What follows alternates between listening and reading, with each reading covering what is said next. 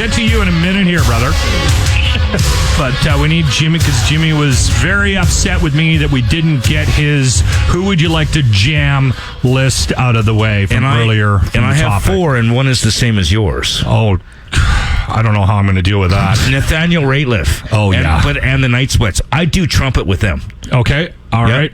We've heard you on trumpet. I'm not good. They take you. Okay. Extreme. Okay. Makes Bon sense. Jovi. Yeah. And Big and Rich. Big and Rich is a country band, but they have a member of their band called 2 Foot Fred. I'd be 4 Foot Jimmy, but it's just, I could replace 2 Foot Fred. You could be with Kid Rock, too, in that scenario. Yeah. Kid Rock could probably take you as well, because you could drink with him. All right. What's yours, Baggedmilk? You know what? There was a video going around that just kind of popped up on my Twitter feed a little while ago of this dude getting pulled out of the crowd at a Foo Fighters concert and playing guitar with the Foo Fighters. And I think that would be a great band to jam with. That kid was actually pretty decent. Do you see the one with the Kiss makeup? No, that's not the one I saw. I saw a kid who looked like he drove tractors for a living. Oh, man, there's just one where this guy with full Kiss makeup gets pulled out and absolutely wails on the guitar, and Dave Grohl's mind gets blown through the back of his head. It was incredible. That show in Edmonton when he was in the throne and they got that guy from the crowd to come up and sing Rush? That wasn't bad either. Yeah. He was pretty decent. Because they were doing it as a joke, playing Rush, and then the whole crowd started chanting, and he's like, I don't even know the words. So they got the guy out of the crowd. That's fantastic. Dave Grohl, just even hanging out with him for a couple of minutes would be a great day. No kidding, man. The guy's got 2 monster bands under his belt, and it's just the story he must have as well.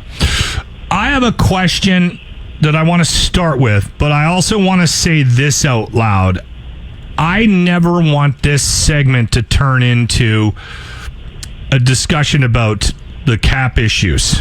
The reason why I can't stand sports donkeys is because they'll spend all day talking about how to work around the cap issues of a team, right? Drives me crazy.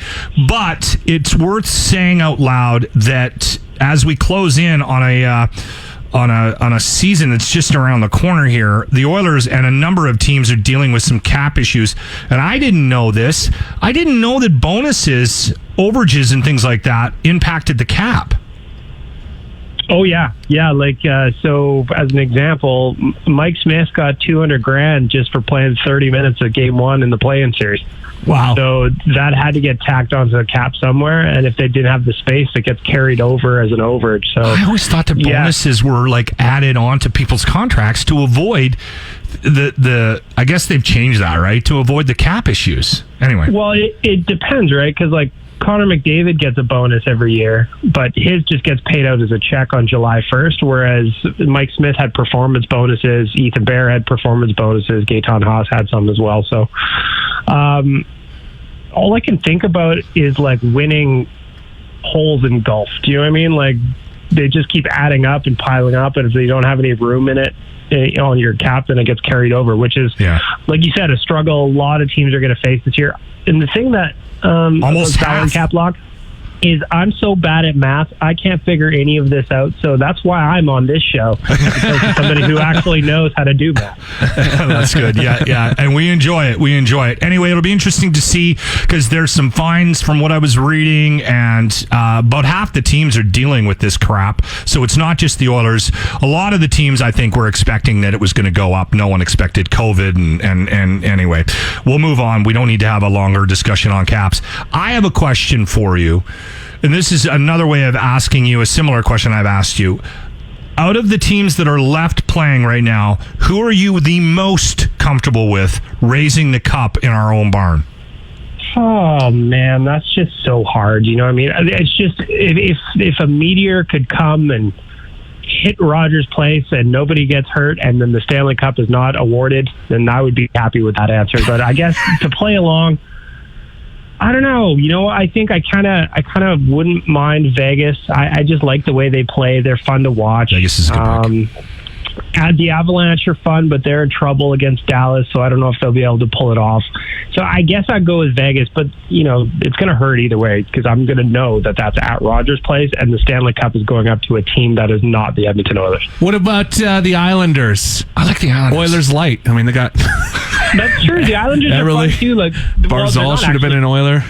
Yeah, 1,000%. That's just an endless irritation that's never going to stop. You know what I mean? Like, Jordan Eberle is having a very good playoff year after all these Oilers fans were like, Jordan Eberle can't do anything in the playoffs, man, because he had 10 games here in 2017 and it didn't go all that well. Okay. Did he get a shot on net during those 10 games? I don't think he did.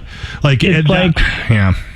He hit 3. Well, I remember because I was talking about this with Jason Greger. I was arguing with him because he and I love to argue with each other. But he just told me that Eberle hit a bunch of posts in the first series. I don't remember how he knows that either. But it's one of those things where the Islanders would be fun too, but they're so boring. I don't mind watching. This series is good. The Flyers Islanders series, the back and forth of it. I don't mind it. I get they're playing the trap really well, but I don't know. I'm with Grant. I kind of like the Islanders. I'd love to see the Flyers as well. I got no horse in this race right now. I'm just a fan of Barry Trotz, though. Yeah. Because he looks like a mafia hitman. He could be in The Sopranos. He does. Yeah, he could have definitely been in The Sopranos. Are we missing? Are we missing any Oilers news? I don't think we are we? There's nothing else really that anybody's talking about. No, we're kind of... Well, this is weird, too, right? Because we're getting into the time where...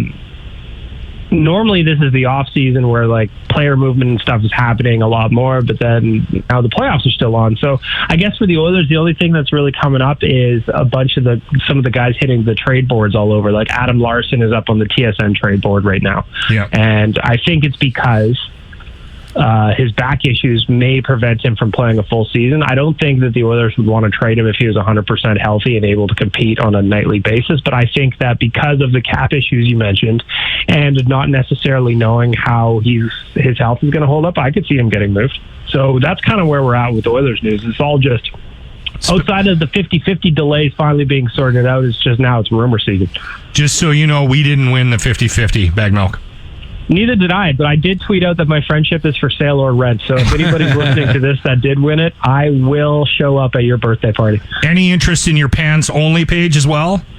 Yeah, I thought that was a really nice kind of change, for the cooking crowd out there. Just something to really inspire you and get you fired up for life. Onlypans.com. All right, my friend. Great having you. Baggedmilk from Oilers Nation. Have a good day, bud. All right, boys. Thank you.